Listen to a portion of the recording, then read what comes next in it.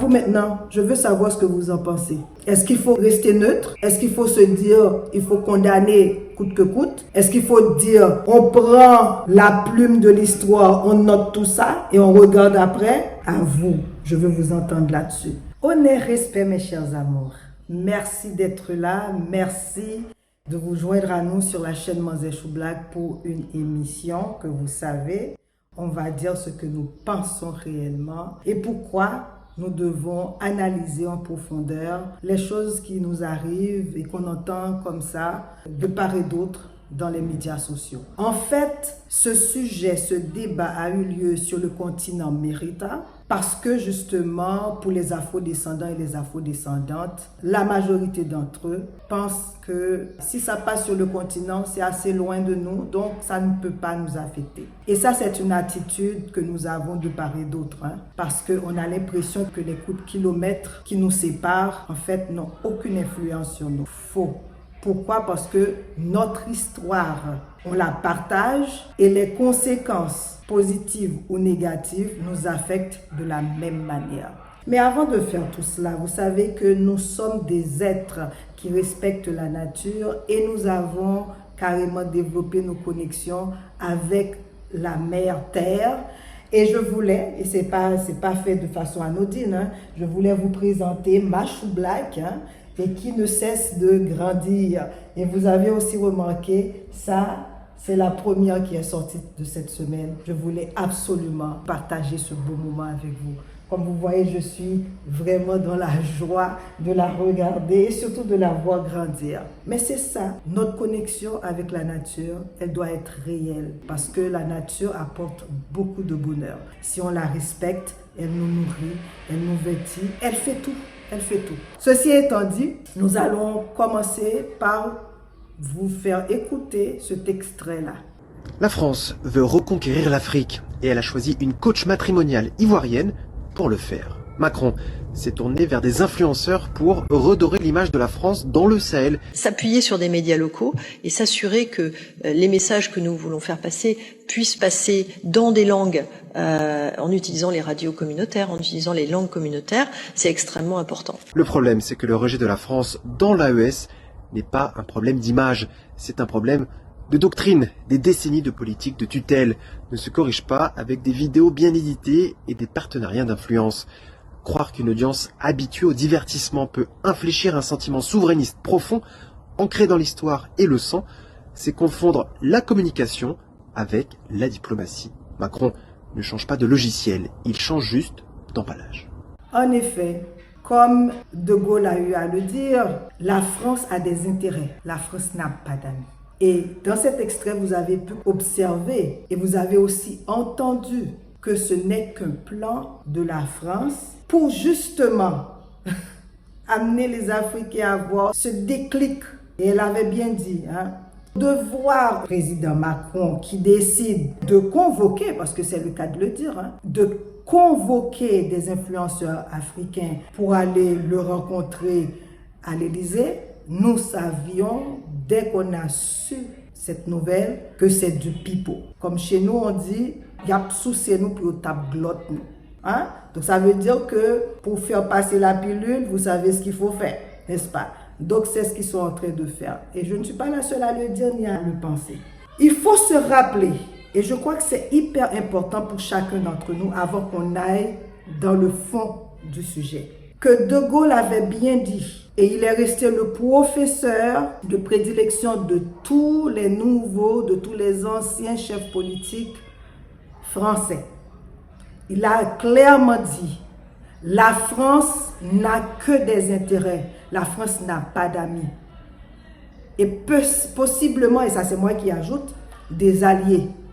Donc ça veut dire tout ce que vous voyez la France faire dans nos pays, entreprendre dans nos pays, vous devez absolument vous dire que la France ne le fait pas par amour, la France ne le fait pas par humanité, la France ne le fait pas par amitié.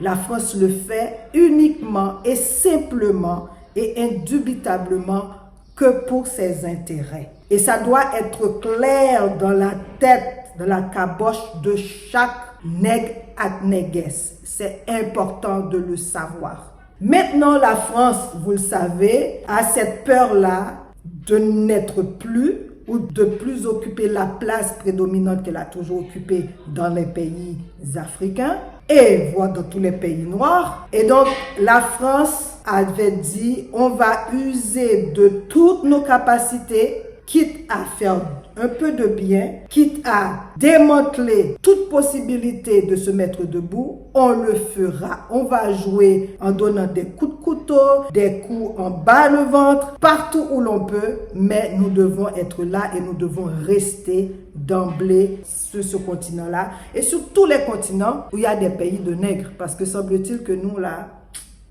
ça c'est une autre histoire, c'est un autre débat. Parce que nous aussi, là, quand même. Avant d'aller plus loin, je vais vous laisser écouter cet extrait-là. Et comble du ridicule, la même dame qui dénonce la propagande évoque celle qu'elle a élaborée en Afrique et dont elle est si fière, celle qui va rehausser l'image de la France auprès des Africains. Je crois que la première des ripostes, c'est le narratif positif. À partir du moment où vous avez donné ce narratif qui est positif, que vous faites douter, vous allez créer une dissonance cognitive où les gens vont se dire « je veux bien qu'on me dise que la France, c'est des méchants ».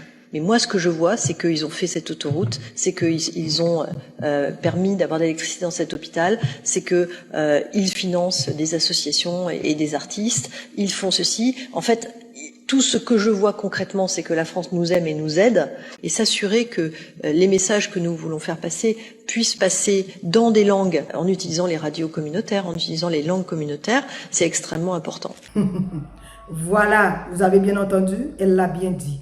Nous allons utiliser les médias, nous allons utiliser en fait tous les médiums importants qui peuvent joindre et rejoindre la population dans leur langue pour vous faire gober le maximum de nos bêtises. Il y a deux termes clés qu'elle a utilisés. Elle dit, il faut faire douter, donc mettre le doute. Et ce que ça veut dire, vous le savez déjà. Vous n'êtes pas des imbéciles. Comme on dit, en Haïti, nous c'est grand timoun. À partir du moment où vous avez donné ce narratif qui est positif, que vous faites douter. Faire douter, ça veut dire désinformer, ajouter, remettre, retirer, faire tout ce qu'on veut. Il faut qu'on amène les gens à douter, douter de nos vrais intérêts, douter de notre vraie intention. On va faire douter. Et la deuxième chose qu'elle a dit, c'est on va créer une dissonance cognitive. Vous allez créer une dissonance cognitive.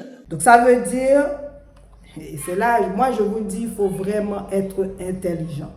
Ce qui veut dire que si nous donnons 5, on va prendre 15, on va prendre 25, on va prendre 35, on va prendre 45. Parce que c'est comme ça leur négociation se fait. C'est comme ça leur alliance se fait. C'est comme ça leur partenariat se fait. C'est pour cela que je dis souvent, quand un étranger arrive chez vous et vous dit « Oh, vous n'avez pas d'eau, hein? Je vais vous donner de l'eau », vous devez être conscient et vous devez aussi lui demander « Qu'est-ce que vous allez prendre en retour ?»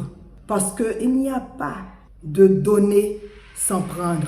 Et beaucoup d'Africains, beaucoup d'Afro-descendants comprennent ce lien, cette relation quand il s'agit d'individu à individu. Mais beaucoup d'entre nous restent naïfs, ne veulent pas comprendre que entre État et État, il n'y a pas d'amitié, il n'y a pas d'humanité. Il pourrait y avoir de l'humanité, hein, parce que c'est un choix. Mais il n'y a avant tout que des intérêts. Donc la France s'est dit, il faut qu'on arrive à créer cette dissonance cognitive. Il faut qu'on arrive à mettre le doute dans la tête de ces gens-là parce que pour eux, nous sommes des éternels imbéciles. Nous ne comprenons pas les équations. Donc nous allons chercher des influenceurs. On va leur faire venir parce que beaucoup d'entre eux ont cette...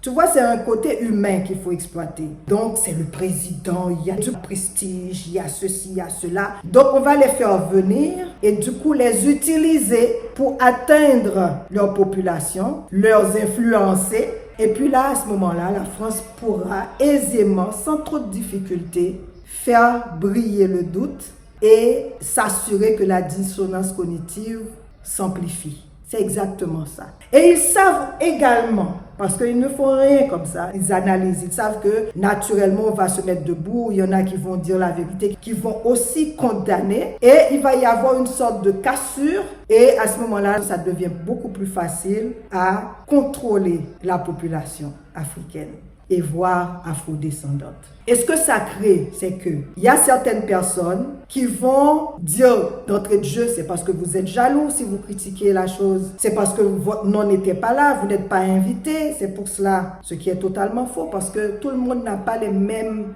intentions et tout le monde n'a pas les mêmes ambitions. Rencontrer Macron pour certaines personnes, peut-être carrément voir Dieu, ça peut s'associer à ça. Pour certaines personnes, voir Tina Turner, voir Michael Jackson, voir je sais pas quel grand et Mandela, voir Winnie Mandela est important ou était important pour ces gens-là.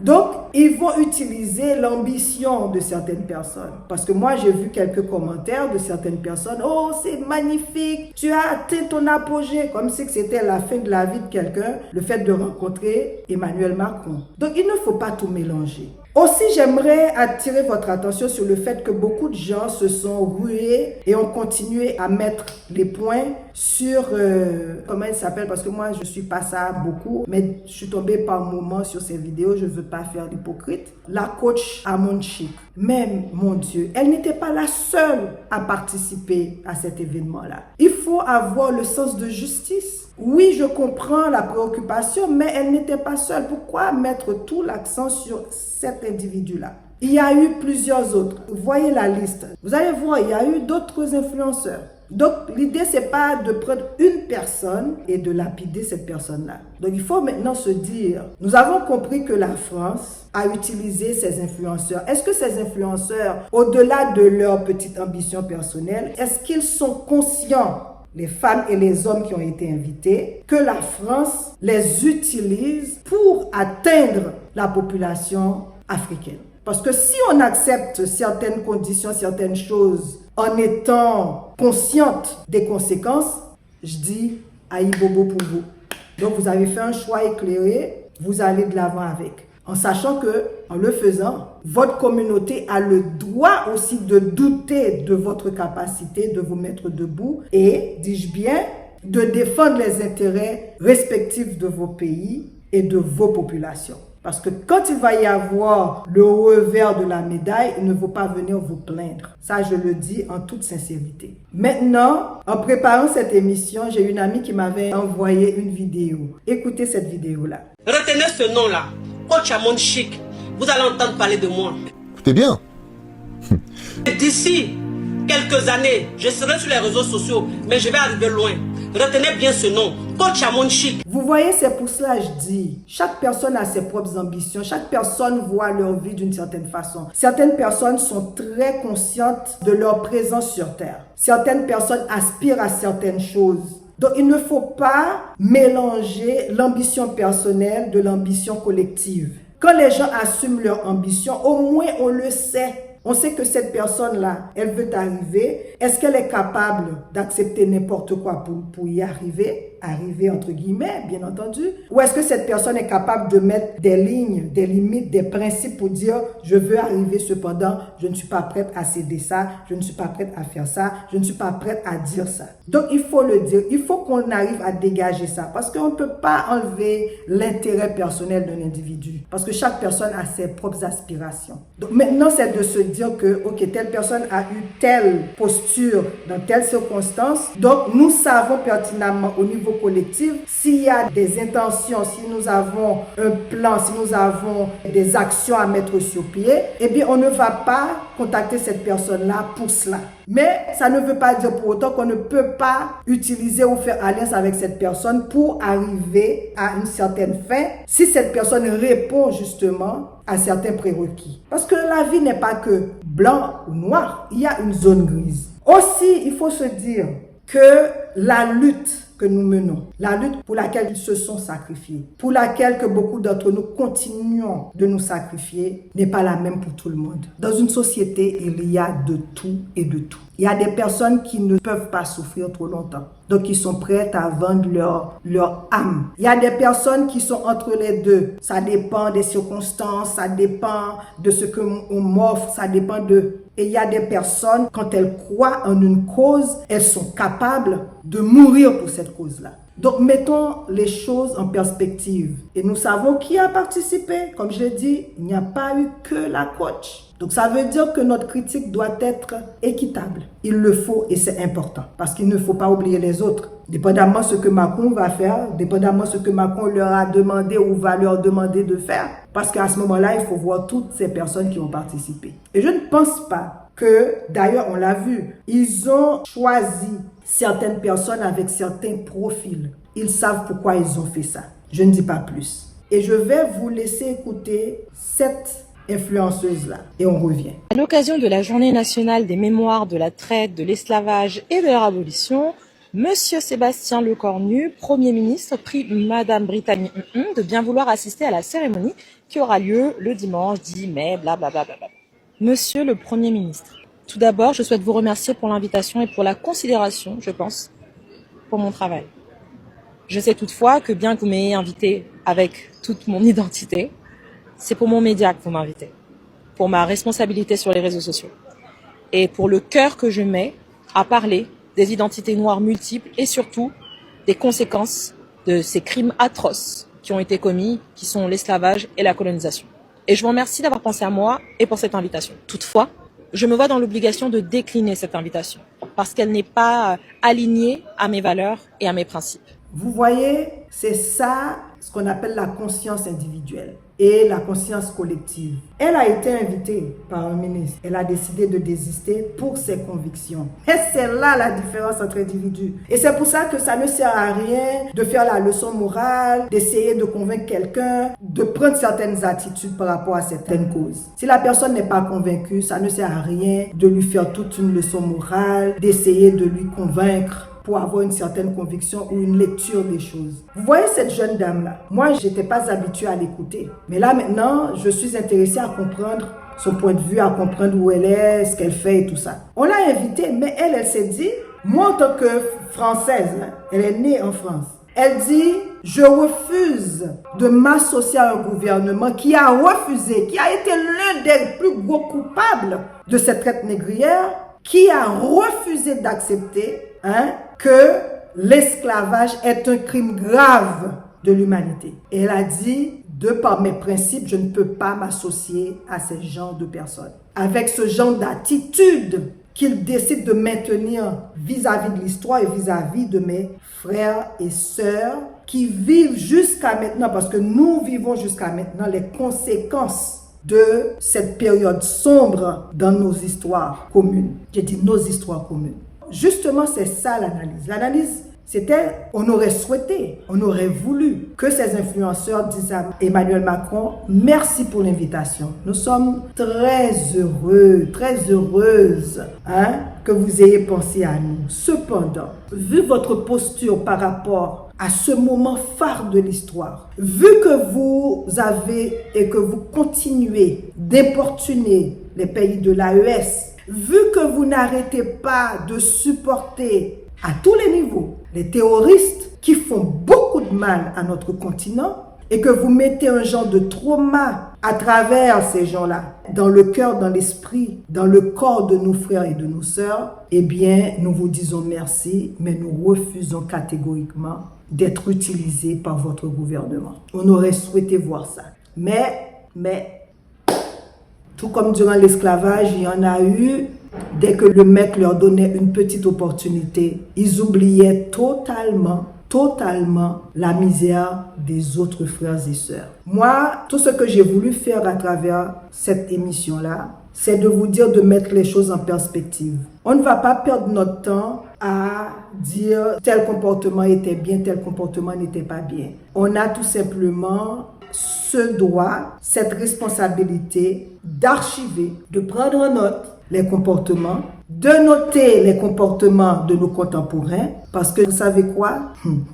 C'est avec le temps qu'on sait qui avait raison et qui avait tort. Et une chose certaine, c'est que il y a une certaine posture que quelqu'un adopte. Il faut tout simplement se dire, dans telle situation, dans telle circonstance, dans tel mouvement, on n'invitera jamais cette personne-là. Parce que le comportement de cette personne nous a amené à réfléchir sur sa capacité de prendre les bonnes décisions quand il le faut. Est-ce que c'est une personne qui va prioriser ses propres intérêts, ses propres ambitions et intentions, ou est-ce que c'est une personne qui est capable de prendre en compte l'ambition collective, l'objectif collectif, l'intérêt collectif? Je pense que c'est ça qu'il faut tout simplement faire. On ne va pas se clasher sur les médias sociaux, on ne va pas inciter la haine, on ne va pas se déchirer l'un contre l'autre parce qu'on l'a déjà fait, on l'a souvent fait et ça nous a amené à rien de sérieux. Donc, tout simplement, restons vigilants, faisons ce que nous devons faire pour nos populations parce que tout ce qui nous importe et tout ce qui doit nous importer dans ce siècle-ci et les autres à venir, c'est la dignité, la justice et l'équité pour tous nos peuples à travers le monde. Et ceci, je vais le réitérer, c'est l'humanité qui doit nous intéresser. Et cette humanité nous intéresse tout en étant conscients de nos intérêts parce que tous les autres peuples se mettent debout pour défendre leurs intérêts collectifs. Donc nous devons faire la même chose, aussi simple que ça. Sans pour autant rabaisser, déshumaniser, tuer, agresser qui que ce soit. Ça ne sert à rien. Et on le voit et on le sait. Donc, à vous maintenant, je veux savoir ce que vous en pensez. Est-ce qu'il faut rester neutre? Est-ce qu'il faut se dire, il faut condamner coûte que coûte? Est-ce qu'il faut dire, on prend la plume de l'histoire, on note tout ça et on regarde après? À vous, je veux vous entendre là-dessus. Mais avant de faire ça, je vais vous donner un exemple clair de ce que l'histoire retient. Et que la vérité, la vérité, c'est elle qui gagne toujours. Écoutons cet extrait-là, rapido presto. Écoutons. Est-ce que vous croyez que l'émotion qui s'est emparée à l'extérieur, disons, de l'opinion publique à la mort de M. Lumumba était déplacée, dirons-nous? Complètement déplacée. La preuve en est que il y a eu des agitations en France, à l'intérieur, partout un peu dans le monde, n'est-ce pas? Ceux qui se sont intéressés, n'est-ce pas, à la question. Mais à l'intérieur du Congo, heureusement, rien à ce sujet. Heureusement, rien. C'est la preuve que c'est l'influence extérieure qui fait du tort au Congo et non pas le Congo lui-même. On l'avait constaté. Si vraiment il voulait être respecté comme l'ONU, il aurait pu suivre la ligne de conduite de l'ONU. Du moment qu'il ne suit plus la ligne de conduite de l'ONU, dans ses principes, nous les considérons plus comme l'ONU. Nous voyons seulement qu'une puissance étrangère est venue chez nous pour nous attaquer. Alors là, nous répondrons par la force. Il n'y a rien à faire. Lumumba est mort comme tout le monde. Hein. C'est un criminel. Ah, c'est une mauvaise chose. Presque tout le monde regrette. Hein. Pour la mort de Lumumba, moi, ça ne me fait rien. Parce que ce Lumumba-là, il a fait beaucoup de morts à Luabour, partout au Congo. Pour moi, je ne regrette pas. De la mort de Patrice Lumumba, je ne pense rien du tout. C'est un crapuleux de la première catégorie. Et pourtant, je suis tellement content, pas mal, hein? Je suis tellement content. Pourquoi vous êtes content? Parce que Lumumba est mort? Oui, sûrement. C'est tout à fait comme je vous ai dit la fois passée, de la télévision, que si cet homme n'est pas mort, alors là, on ne serait pas un peu sérieusement. Comme il est mort, je suis tellement content. Oui. Vous me voyez rigoler même parce que je suis tellement content. Mais ça vous embête pas qu'il était assassiné comme ça? Oui, sûrement, comme il est assassiné comme ça, si c'était dans mon avis, si c'était vers moi, Emmanuel, je devrais même le manger. Hein? Si c'était chez moi, mais je devrais même la manger, comme on mange les chikwang. Hein?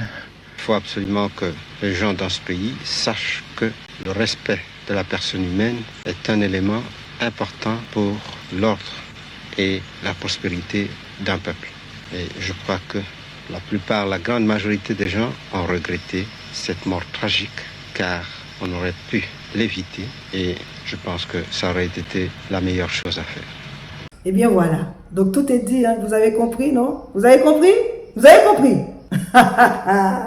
Alors sur ce, je vous dis tous, Kebe Jampalage, bisous, beaucoup d'amour et à la prochaine émission. Tu es belle comme ça.